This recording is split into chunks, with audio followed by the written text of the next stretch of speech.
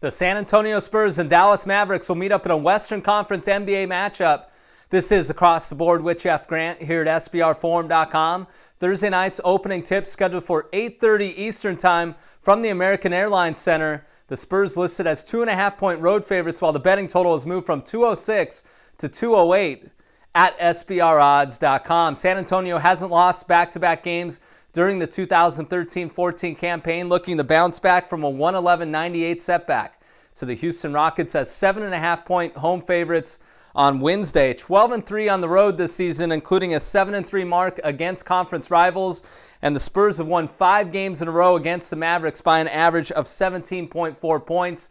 The bench is one of the main strengths of this team, and that group is led by Manu Ginobili, who came into last night averaging 14.1 points in the month of December, and he's coming off a team-high 22-point performance against the Rockets. The Spurs 6-1 straight up, are 6-1 against the spread in their last 7 games following a straight-up loss. Dallas 3-2 straight up and against the spread over its last 5 games, going over the betting total in each of those contests. Forward Dirk Nowitzki averaging 21.5 points per game. That's 4.2 points higher than a season ago. The Mavericks 2-9 straight up in their last 11 meetings against the Spurs, but the Mavericks are 11-3 straight up at home, including 6-2 against the West, and 5-1 straight up and against the spread when playing on two days rest, 4-2 to the over. From a sports betting trend perspective, it's very hard to ignore the fact that the Spurs are 36-16-2 against the spread in their last 54 games